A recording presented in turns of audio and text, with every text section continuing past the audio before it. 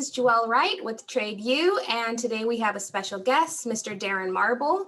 Mr. Darren Marble is the executive producer of Going Public, a new show that will be hosted by Lauren Simmons, and it'll be broadcasted on entrepreneur.com. Darren has a strong entrepreneurial background dealing with securities and investments. So thank you, Mr. Darren, for joining. Thank you so much. It's a pleasure to be on. Likewise.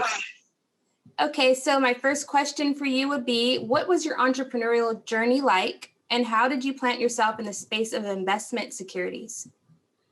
Like any good entrepreneur, we failed into the industry. So I started my first company more than 10 years ago. It was a social networking site for filmmakers, made every possible mistake one could make as a first-time founder. Started a tech company without a tech co-founder. Solved a problem that turned out to be a problem in a very small market, or not a lot of people had the problem. And we didn't really have a good business model. We didn't have a strategy to make any money. And so over the last 10 years, in a nutshell, having made a lot of those common first-time founder mistakes, I've now put myself in a position where I operate businesses that have revenue streams, may even be profitable. And it's been a journey. So a lot of fits and starts, a lot of trial and error. I don't believe these things can be taught in school, in an MBA program, or in a book, or in a blog. I think that on average, talented founders have to learn through experience. That's how I learned. And 10 years later, we're producing a very exciting series called Going Public, where we follow founders on their journey to raise capital and potentially IPO to NASDAQ. And for the first time ever, viewers of the series can invest in the IPOs while they watch. So we've come a long way from a failed social networking site to now being the executive producers of our own series. And, maybe a conversation for another time, all the gory details in between. Okay, so what was the journey like pitching Going Public to be picked up by such a large scale company like Entrepreneur? Did you have to create a media company first? What were the biggest trials you faced? It's a really good question. When my business partner, Todd Goldberg, pitched me on this idea 4 years ago, I actually turned him down. We were at a Ruth's Chris Steakhouse in New York, and he said, "Hey, I've got this idea for a show where viewers can invest while they watch. It's like Shark Tank." And I said, "Todd, I've heard this idea a dozen times." And I said, "In my industry, this is a commonly pitched idea. So I don't think it's a good idea." And he said, "Okay, where do we watch it? Where is it? If it's such a common idea, show me where it is." And of course, it didn't exist. The reason it doesn't exist is because it's actually incredibly complicated. There is a production company needed. You need talent, you need companies, you need technology, you need to understand the nuances of online capital raising, specifically regulation A+ or Reg CF. These are securities exemptions. And we had some of these expertise, areas in spades. But I guess in short, we founded the company 4 years ago. The first thing we did was bring on a production company. So the series is being produced by INE Entertainment. And once we locked in with them, we did put together, a sizzle reel. Of course, this was an idea of what the show would be like. We didn't have any company signed, nor did we have Lauren as our host, but we, paid for a 3-minute sizzle or trailer. And then we started pitching it. We took it to CBS, Hulu, Amazon, CNBC, and we landed with Entrepreneur because, not only are they a 40-year-old media brand, but they have 20 million monthly unique visitors that hit the entrepreneur.com site.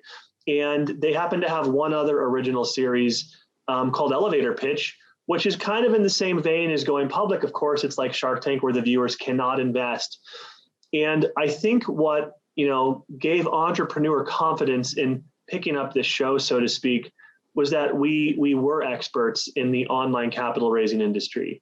It was evident to them that we understood securities rules, that we understood compliance, that we had dozens of references or case studies. So we didn't just have an idea for the show. We had actually helped several dozen companies raise hundreds of millions of dollars of capital online using the Reg A+ securities exemption. And that was what they had needed. Now, that said, the deal still took us 14 months to negotiate. So literally between the first call we had with the president and the signing of the contract, it was over a year. So none of this has come easy. but we attached a production company. Years later, we signed a distribution deal with Entrepreneur. And now, a year and a half after that, we're in the midst of production for season 1, which will stream on Entrepreneur, of course, later this year, actually in October. Wow, you're a true definition of an entrepreneur, never giving up and keeping going. That's amazing. Never give up. That's a fact. Exactly. That's a great back end story. So a little bit more about going public. What will the companies be doing? Will feature companies who are on their way to becoming IPOs and bringing their companies public? Can you share the back end process for them and what it's like going public for them? Sure. You know, we realized that this series is actually very different from Shark Tank. Shark Tank, you see a lot of companies that are idea businesses, back of the napkin, and they're ultra early stage, and therefore they're the highest risk companies any investor, including the Shark Tank judges, could actually put their money into. Because they're very young, they don't have a lot of traction, and they're, by definition, high risk. The companies that we've signed for this show, and particularly season 1, they range from $10 to $50 million in sales. So an example of one such company is Proven Skincare. Proven Skincare is roughly a $20 million a year skincare products company founded by Ming Zhao and Amy Yuan. And these female founders are incredibly resilient. They're tough as nails, and they have a product that allows a prospective customer to fill out a 48-point survey. And based on your unique responses to those questions, they give you a tailored solution, skincare solution just for your skin. This company may be on their way to $35, $40 million in sales. And so they are featured in the series, raising capital using the Reg A plus securities exemption. They have the ability to raise up to $75 million. They can market their deal, and anyone over the age of 18 globally can legally invest into this company once it's streaming in October on entrepreneur.com. Now, whether the company actually goes public is a different question. We're working very closely with an institutional underwriter, so an investment bank called Roth Capital Partners. They are headquartered here in Los Angeles, actually in Newport Beach. They've been around for 30 years. And so part of the story and the arc of the narrative in the companies that are in the series, every company meets with Roth. Every company pitches Roth as a bank that could potentially underwrite their IPO and take them public. Now, whether or not the companies actually go public and ring the bell at the NASDAQ, you're going to have to watch to find out, right? So obviously the goal is to feature companies that have an ambition to be public, who aren't afraid of public markets, who aren't afraid of being a smaller company and going public. We call these small cap IPOs. And even if the company doesn't get public in the series, technically a Reg A plus financing is still a public offering. And if proven, let's use them as an example here, if they raise $30 million in the series from 30,000 people who watch the show, click to invest and buy shares, and they don't go public this year, but let's say they go public a year from now, and 12 months from now, they ring the bell to NASDAQ at a higher price per share, at a higher valuation. That means the viewers of the Going Public series actually got in at a discount to the IPO. That means they got in pre-IPO. So investors have an opportunity regardless. Now, of course, pre-IPO investing doesn't mean you make money. IPO investing doesn't mean you make money. There are risks associated with early stage investing, period. And that's something that is very important to us to disclose and communicate and to really educate the viewers of this series about those risks. But that's an example of what could happen. So, one outcome is Roth Capital underwrites the proven IPO, and retail investors around the world are buying IPO shares at the IPO price, investing alongside traditional institutional investors. So as the company is going public, but before the shares hit the market, or if Proven doesn't go public in season 1, then the investors may be getting in pre-IPO if they do go public sometime down the road. So that's, I guess there's optionality here. None of these companies are guaranteeing an IPO, nor should any investor expect it. But those are two possible outcomes for any company that's featured in this series. That's amazing. That gives everyone an opportunity, like you said, to get pre-IPO, and the mainstream people usually aren't given that. So this is great. So would many of these companies selected to be featured on the show, do they crowdfund prior to the show or after? And are regulations favorable to entrepreneurs looking to crowdfund? What platforms do you suggest that are best for entrepreneurs to successfully crowdfund? And where would these people invest in them? Would they go to entrepreneur.com, or will they have a Sure. special website? So people who watch the series will be able to invest in any of the companies through the goingpublic.com platform. Today, our site, goingpublic.com, is really a casting site for companies that want to apply. When the series streams on entrepreneur.com in October, it will be completely relaunched as a cutting edge investment platform and content platform to support the series and the companies in the series. Whether or not these companies, run equity crowdfunding, rewards-based crowdfunding campaign, they're completely free to do that. I don't think any of the companies we've signed have run a smaller equity crowdfunding called a Reg CF campaign, but we do have companies that we're in negotiations with right now for seasons 2 and even 3 that have run these smaller Reg CF financings. And there's actually dozens of platforms at the moment that host the Reg CF campaigns, from Start Engine, Republic, WeFunder, Net Capital, and we want goingpublic.com to be the premier destination for Reg A plus financings, and we think it will be a very competitive platform for Reg A plus financings and IPO investment opportunities. Raising capital is tough no matter what. But new securities exemptions, including Reg CF, that allows a company to raise up to 5 million, and Reg A Plus, that allows a company to raise up to 75 million, are incredibly powerful tools. And we encourage any company out there listening, if you're thinking about raising money for your business, you should absolutely 100% consider running a Reg CF or Reg A Plus.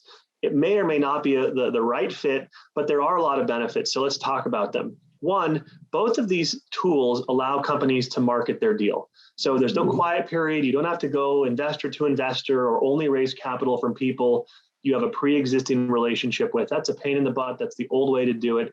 Now you can market your deal. You can market through social media, paid media, send an email to your 500,000 customers, put out a tweet, LinkedIn post, TikTok, you name it. You can legally market the deal, and you have to apply or abide by certain rules, and there's nuances, but you can market the deal. And I would say more than anything, these tools allow founders to set the terms of their own capital raises.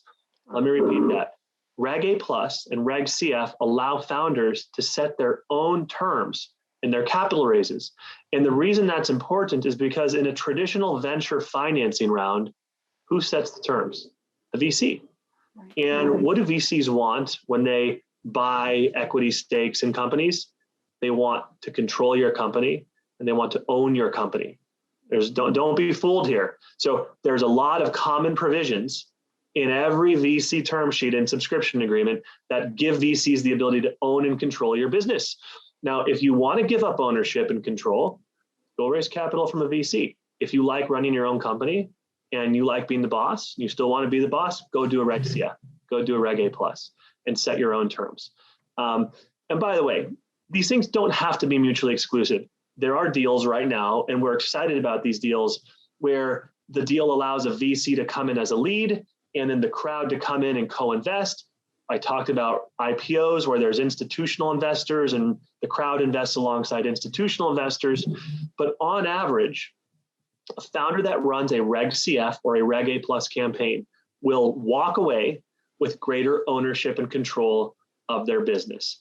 And that's a very compelling aspect of these tools. And it's why every founder at a minimum should look at these capital raising pathways and become educated in terms of how they're used. Wow, that was great insight, especially for those looking to raise capital. You definitely want to have full ownership. So thank you so much for sharing that. Now we have digital currencies and all of these other new pathways coming out of investing and raising capital. What are your thoughts on, first of all, what is your insight on digital securities and how they differentiate from security tokens? And what are your thoughts on these new tokens, digital tokens, and DAOs? I'm not a super expert in the space. We, at one point, were helping companies raise capital through security token offerings. I do think the future for the security token market is bright. I think the industry is still young and it's burgeoning, but I'm bullish on the concept of security tokens and the value proposition for security tokens. Certainly, there are a number of companies in the space, Securitize being one of them. They just raised nearly $50 million with JP Morgan as the lead investor. It's actually an historic financing, in my opinion, to see an institutional firm like JP Morgan make such a bet with a company in the digital security space like Securitize. So we're big fans of Carlos Domingo, the CEO and co-founder Jamie Finn, in terms of what they're doing and the momentum they have in the space. Relative to crypto in general, truthfully, I don't own any crypto. I'm out of the space. I would be long BTC if I were in it. And not everybody knows this, but I was a victim of a cryptocurrency theft, unfortunately, in 2018, what's called a SIM swap hack, which you may be familiar with, where somebody impersonated me at my mobile phone carrier, and then they gave up my SIM card information, and criminal came in and wiped me out for whatever I had at the time. I owned, some ether and some metal and some polymath, and I don't own those anymore. So that experience tarnished my view, honestly, of the space, and it made me very negative about the industry in general. So I have a very negative bias about the space, and probably makes me not the greatest person to, opine on digital securities and crypto and tokens and DAOs, because I got hacked. And so my perception is that the industry is full of shitheads and con artists and fraudsters and hucksters. And I think anybody would be hard pressed to say that's not true. It's how much of that exists is the question. And of course, there's white collar criminals in capital markets too. And there's Bernie Madoffs in regulated markets. And so I'm not naive to that, but because of my experience, I said, I'm out. I'm not going to come back into the space. I have no interest in being up to date, relearning it. If somebody becomes a Bitcoin billionaire, congrats to them. If they become a Dogecoin millionaire, congrats. It's just not me. Wow, that's terrible to hear. Hopefully there are rules for a cryptocurrency holding. You definitely want to have a cold wallet where you're offline and you're storing it on like a ledger. So sorry to hear that happened. Thank you for sharing that insight. So with going public, you have a host, Lauren Simmons, who would happen to be one of the youngest African-American female traders on the NYSE floor. How did you go about connecting with Lauren to host the show? My co-founder, Todd Goldberg, oversees most of the production aspects for the series. And that includes the selection of the production company, that includes the talent, the host, the mentors, and some of the storylines and themes and narratives that are, woven into the series. Todd identified Lauren early on as somebody who could potentially be an incredible host for the Going Public series. And we liked a lot about what we learned about Lauren early on. Now we love her. She's just incredible. We've gotten to know her, and we feel so blessed to be working with her. Taking a step back, there have been a handful, less than 24, or maybe about 24 female founders that have actually ever taken their companies public in the history of the United States. There's not even 100. There's not even 30. And in the last few months, fortunately, we've seen more female founders bring their companies public. Whitney Wolfe Herd, the women who founded I'm blanking on the medical clothing company. And we need more female founders. And so I still think that when you say the word IPO or you say Wall Street and you ask the average American, who do you see behind the podium ringing the bell at the NASDAQ when you hear the word IPO? We believe that the average American sees a white male, maybe someone who looks like me in a suit and tie, ringing that bell. And yet that is not who the entrepreneur is in this country today. The entrepreneurs of today, not even tomorrow, are not white males. They are underrepresented. They are minority. They are female. They are people of color. And we wanted to change the narrative. And we thought, what better way to change the way people think about Wall Street and capital markets and IPOs than to bring someone like the incredible Lauren Simmons to be the face of this series. She made history at 22 when she got hired at Rosenblatt Securities on the floor of the NYSE. She was not only the youngest female trader, but as you mentioned, just the second Black female trader in their history. And Lauren is fearless. It was not a coincidence that it was Lauren Simmons who made history. This girl is fearless. She has incredible ambition, poise, polish, and part of her role in the show is to educate viewers about what they're seeing. Because the truth is that your financial IQ, my financial IQ, and the next person, it varies. Financial IQ it's not based on your age or even your education. A lot of these things aren't taught in school. And so part of our responsibility is to educate the viewers of the show how IPOs work, how capital raising works, how investments work. Now, maybe you've watched Shark Tank and you hear somebody say, well, I'll put in 100 grand for 10%. And that's the simplest form of finance, but there's more to it than that. It's more complicated. So Lauren is a little bit of an investment Sherpa. She's here to educate viewers and to change the paradigm, to change the narrative. And she's just an incredible young woman, and we're very fortunate to be working with her. Wow, thank you so much. That's commendable that you even thought to include a woman, especially the things that you've mentioned is very true. And that will give a lot of people a different perspective and help them realize that this space is open to everyone, anyone can learn, and it's just really amazing. I look forward to seeing the show. So your back end, again, is in the crowdfunding, or you did a Crowdfund Summit. I'd like to ask you a little more about that. Can you explain what that was about? Sure. So years ago, I was a co-founder of a company called Crowdfund Summit. And, it's funny because we've been through this pandemic and we're getting out of it now. But hey, years ago, conferences were hot. It was a hot business and we wanted to be in that game. And we wanted to provide a forum for people that were interested in learning about the online investing space, the ability to meet in person and network and learn. And so with two other gentlemen, we co-founded Crowdfund Summit. We had the first inaugural conference at the Los Angeles Convention Center in downtown LA. We had over 2,000 people attend. Robert Herjavec from Shark Tank was the keynote. We wanted to bring in somebody that had a big personality and a big brand. And we wanted to do the opposite of what other conferences were doing at the time, which was they bring in people like me who are guys that run small companies in the space and know the nuances of Reg A+, but kind of the same people over and over. And we said, let's bring in somebody who's totally outside of this space, but who everybody knows. And so we contacted Robert Herjavec and we engaged him to do a keynote. I don't know if that company is still around anymore. I walked away from the business a few years back, and my two co-founding partners, they may have, pivoted it or changed the business model, but that's what it was when I was involved. It was an in-person conference. We had several events at the LA Convention Center and actually across the country, and enjoyed it while I was part of it. That's awesome. So with something like that, making conferences, what's the back end like? Do you fundraise for that, or is there a huge formation going on in the background like you would do for any business? You're talking about the nuts and bolts of putting on a show? Sure, for crowdfunding or any kind of informative show for people. I'm sorry, can you clarify again? Mm-hmm. So what's the process like creating and organizing a successful summit for entrepreneurs out there who are interested in launching one for themselves? A summit for entrepreneurs. So maybe what's a strategy for a company to run a successful, online capital raising campaign?